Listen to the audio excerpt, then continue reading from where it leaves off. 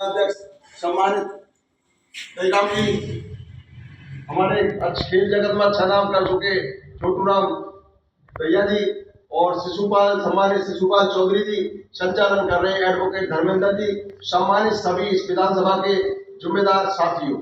वैसे अभी चुनाव नहीं है, फिर भी हम राजस्थान प्रदेश में जिला स्तर, विधानसभा स्तर, सेक्टर स्तर पर जाकर अपने तमाम दलित, आदिवासी, पिछड़े वर्ग के लोगों को इकट्ठा करके, मजदूर किसानों को इकट्ठा करके जागरूक करने का, संगठन बनाने का काम कर रहे हैं।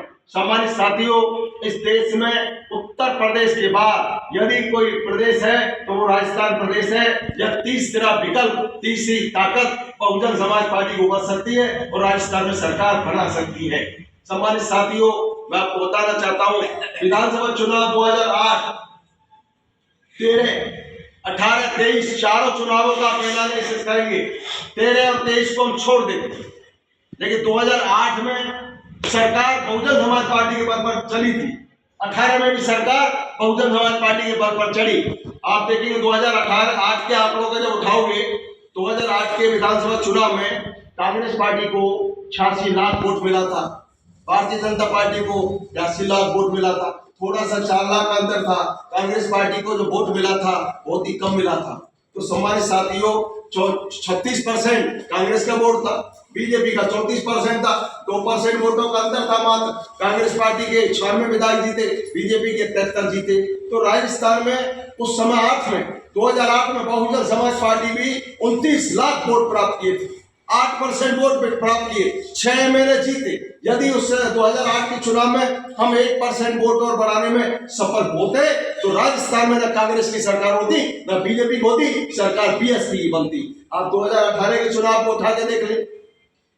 2018 के विधानसभा चुनाव में कांग्रेस पार्टी को 1 करोड़ 40 लाख वोट मिला, बीजेपी को 1 करोड़ 38 लाख वोट मिला। सरकार में विपक्ष में 2 लाख वोटों का अंतर। कांग्रेस पार्टी को 39.82% वोट मिला, बीजेपी को 39.28, आधा % वोट का अंतर आया। सम्मानित साथियों, 18 में भी हमारे 6 विधायक जीते। अब थोड़ा और प्रयास करते तो हम राजस्थान में सरकार बना सकते। मैं आपको सरदार शहर के बारे में बता देना चाहता हूं। अभी मैं चलते चलते देख लिया और आज कहते जा रहा हूं, मैं बहुजन समाज पार्टी सरदार शहर विधानसभा जीतेगी। पसंद हमें संगठन बना करने की जरूरत है। अभी मैंने आंकड़े देखे, आपके सामने आंकड़े। कांग्रेस पार्टी से कौन चुनाव लड़ा? शर्मा जी। और बीजेपी से कौन चुनाव लड़े? रनवा जी।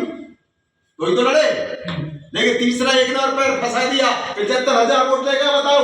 न कांग्रेस से लड़ा न बीजेपी से लड़ा, 75,000। अब आपकी ताकत होती तो वो लोग आपके पास भी आ सकते थे। इसलिए सम्मानित साथियों, सरदार शहर में तो बहुत बड़ा विकल्प बसपा बन सकती है, उभर सकती है। इसलिए हम लोग क्या है, 3 साल तक ग्रास रूट पर कैडर बेस गांव गांव में संगठन खड़ा करेंगे। 250 बूथ है, हर बूथ पर 10-10 कार्यकर्ता सर्व समाज के हमें तैयार करने, बच्चा भीम का, मायावती की टीम का, गरीबों को, किसानों को, मजदूरों को, गांव में रहने वाले सभी लोगों को जगा के हर बूथ पर 10 कार्यकर्ता मैं बहुजन समाज पार्टी के हाथी निशान तक जोड़ने। यदि एक बूथ पर 10 जोड़ते हैं और 200 बूथ भी हो तो 2000 कार्यकर्ता की टीम तैयार हो गई। अब एक कार्यकर्ता 10 वोट भी दिलाता है तो 20,000 वोट तो संगठन का बीएसपी को हो गया।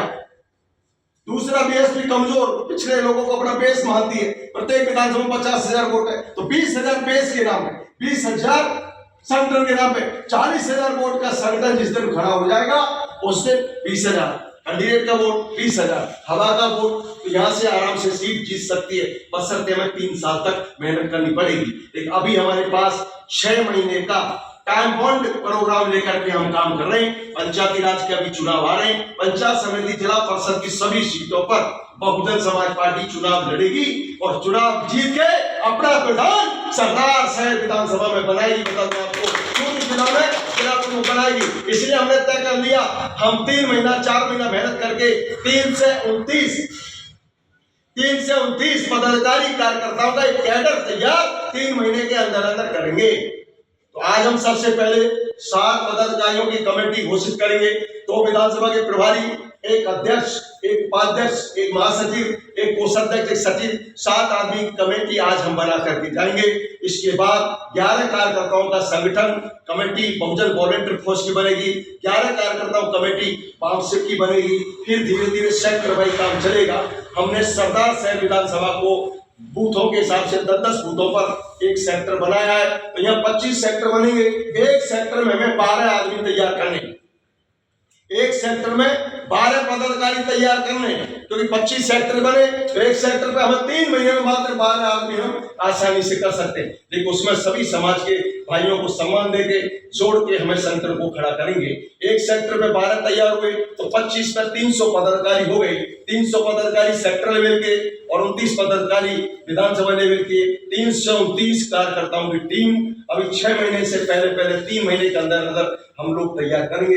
इधर संगठन हमारा तैयार हो जाता है, पंचायती राज में हम चुनाव लड़ते हैं तो मैं विश्वास दिलाता हूँ अच्छा परिणाम आ सकता है, क्योंकि यहाँ पर दलितों का काफी वोट है, पिछड़े वर्गों का काफी वोट है। तो आपको भी मालूम है आगे स्थिति, क्योंकि जिस समाज का ज्यादा वोट है उसको टिकट भी कई बार दोनों पार्टियां नहीं देती हैं। इसलिए बहुजन समाज पार्टी सभी वर्गों को, सभी समाजों को साथ लेकर के काम कर रही है। सम्मानित साथियों, बाबा साहब डॉक्टर अम्बेडकर ने भी एक जाति के लिए काम नहीं किया, सब समाज के लिए काम किया।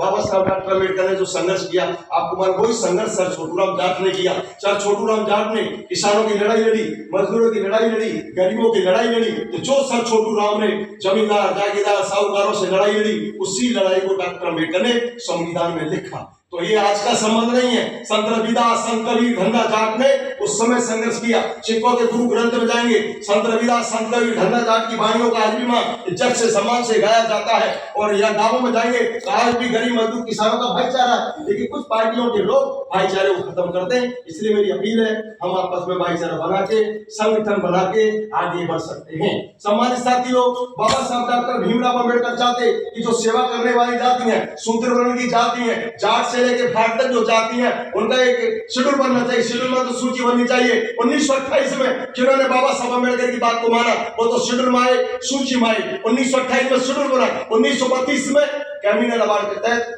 शासन प्रशासन में संख्या के अनुपात में अधिकार मिले। और जो जातियां गांधी के भिक्षा भी मांगे, महात्मा गांधी जी ने सोचा, पंडित जवाहरलाल नेहरू जी ने सोचा, कांग्रेस एंटी कंपनी के लोगों ने सोचा, यदि इनका एक शेड्यूल बन गया, शेड्यूल का मतलब होता है सूची, यदि सूची बन गई तो ये गरीब मजदूर किसान एक जगह में बैठेंगे तो सुख की बात करेंगे, सत्ता को बदल देंगे। तो जिन्होंने बाबा अम्बेडकर की बात को माना, वो शेड्यूल में आ गए। 1932 में संख्या के अनुपात में अधिकार मिल गए। तो बाबा साहब डॉक्टर भीमराव अम्बेडकर ने सोचा, जो जातियां शेड्यूल बनने से रह गई हैं, शेड्यूल का लाभ लेने से रह गई हैं, उनके लिए मैं भारत के संविधान में आर्टिकल 340 लेके जा रहा हूँ। यह आर्टिकल 340 क्या था?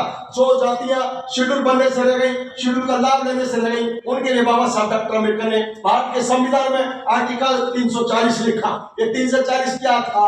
जो आज मेहनत कर जाती है, कामगार जाती है, कृषि जाती है, पशुपालक जाती है, उनके डेवलपमेंट की बात नहीं होती, तो बाबा साहब अम्बेडकर ने संविधान में लिख दिया, जिस किसी पार्टी की सरकार, जिस किसी व्यक्ति की सरकार बनेगी, आर्टिकल 340 को लागू करके लाभ दे देगी। तो सरकार सबसे पहले पंडित जवाहरलाल नेहरू की बनी, कांग्रेस की बनी। कांग्रेस की सरकार ने, पंडित जवाहरलाल नेहरू की सरकार ने हमारे काश्तकार भाइयों को, पशुपालक समाज के भाइयों को उपेक्षित किया।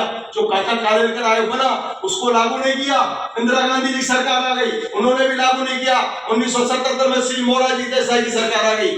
देसाई जी से कहा, आप काका कालेलकर आयोग लागू करो, सरकार चली गई। अंत में बीपी सिंह की सरकार आ गई, श्री बीपी सिंह की सरकार आ गई। मानव साहब का श्रीराम जी ने रैली कर दी, बीपी सिंह की सरकार से मुकाबला किया। बीपी सिंह सरकार को कहा, बीपी सिंह जी मंडल आयोग की रिपोर्ट लागू करो, वरना कुर्सी खाली करो, जिसकी जितनी संख्या भारी उसकी उतनी भागीदारी। तो मानव साहब का श्रीराम जी ने लाल किले पर, दिल्ली के लाल किले पर बहुत बड़ी रैली बुला दी और नारा दिया, ताऊ पूरा तोड़ेगा। चौधरी देवीलाल जी को ताऊ जी कहते, ताऊ पूरा तोड़ेगा। ताऊ देवीलाल जी ने और मानव का श्रीराम ने दिल्ली के लाल किले पर रैली बुलाई, ताऊ पूरा तोड़ेगा, लाल किले से बोलेगा।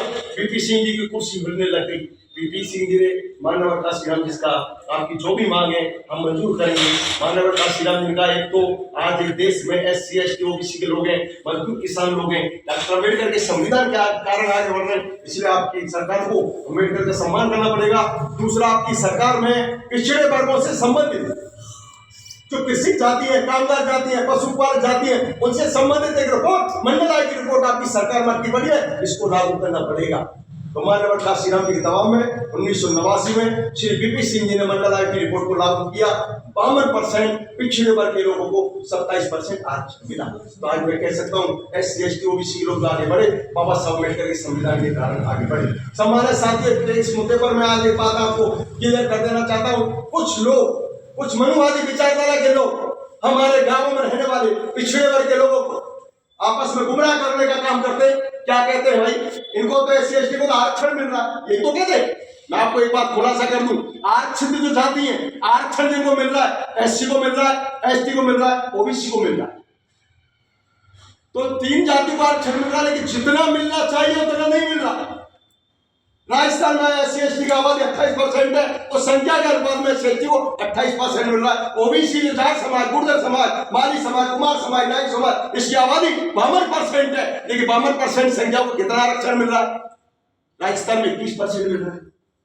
अब आप सोचिए, 21 रोटी तो 52 आदमी को, SC ST का 28 तो 28 रोटी, मतलब SC ST OBC लोग कितने हो गए? 85%। 85 लोगों को तो कितनी रोटी है? 49 रोटी। और बचे 15 जनरल कैटेगरी में जो आते हैं उनको कितनी रोटी है? 51 रोटी। तो इसको हमें समझना पड़ेगा। कुछ लोग दिशा भ्रमित कर देते हैं। मैं आपको बताना चाहता हूं, इस भारत में 4000 जिला कलेक्टर की पोस्ट है। 4000 में से 2500 कलेक्टर तो ब्राह्मण जाति के हैं। ब्राह्मण समाज की आबादी है 3.5%। गवर्नमेंट की आंकड़े बात कर रहा हूं मैं, किसी जाति के खिलाफ कुछ से बात नहीं कर रहा। 4000 जिला कलेक्टर की पोस्ट है, उसमें 2500 ब्राह्मण जाति के 3.5% आबादी है। SC ST का कलेक्टर आज तक 810 होने चाहिए, 600 बने। SC ST का कोटा भी पूरा नहीं है। और OBC के हमारा जाट समाज, पशुपालक समाज, गुर्जर जो भी जाति है, जो पिछड़े वर्ग में आती है, इसके कलेक्टर आज तक 1875 बनने चाहिए। 100 बने, अब 100 से स्टार्टिंग होने लगी है। 1 करोड़ 9 लाख नौकरियां आज पूरे भारत के अंदर केंद्र सरकार, राज्य सरकार में खाली चल रही है SC ST OBC। इसलिए सम्मानित साथियों, देश में यदि कोई नेता है तो वो बहन कुमारी मायावती जी, बहुजन समाज पार्टी, जो हम लोगों को आगे बढ़ा सकती है। बहुजन समाज पार्टी किसी जाति की पार्टी नहीं है। बहुजन समाज का मतलब होता है अनुजाति, जनजाति, पिछड़ा वर्ग, धार्मिक समुदाय वर्ग और सामान्य वर्ग का गरीब, इसको मिला के बहुजन नाम दिया गया, जिसकी आबादी 100 में से 85% है। इसलिए काशीराम साहब ने नारा दिया, 85 पर 15 का राज नहीं चलेगा, नहीं चलेगा। वोट हमारा, राज तुम्हारा नहीं चलेगा, नहीं चलेगा। अब वोट तो किनका है? इन वर्गों का। देखिए मुख्यमंत्री कौन बैठता है, आप समझ लीजिए। और समझ आते हैं, यदि पर ज्यादा एक हो जाता है तो आपका मुख्यमंत्री भी राजस्थान में बन सकता, बता दूं आपको। इसलिए सामान्य साथियों, हमें जागरूक होके, संगठन बना के 3-4 महीना मेहनत करके इस विधानसभा के हर गांव में बहुजन समाज पार्टी की हम टीम तैयार करेंगे और पंचायती राज की सभी सीटों पर हमारी टीम चुनाव लड़ाएगी। हमारा प्रयास है कि सरदार शहर में कम से कम यहाँ पर धान बैठे। तो सम्मानित साथियों, आप लोगों ने हमारा सम्मान किया, हमारा पहला के हमारे साथियों का बहुत बहुत धन्यवाद। और अब 7 आदमियों को चयन करके कमेटी हम लोग बनाएंगे। आगे लगातार आप लोगों के बीच में हम लोगों की मीटिंगें चलती रहेंगी। आप लोग आए, बहुत बहुत धन्यवाद। जय भीम, जय भारत, नमस्कार।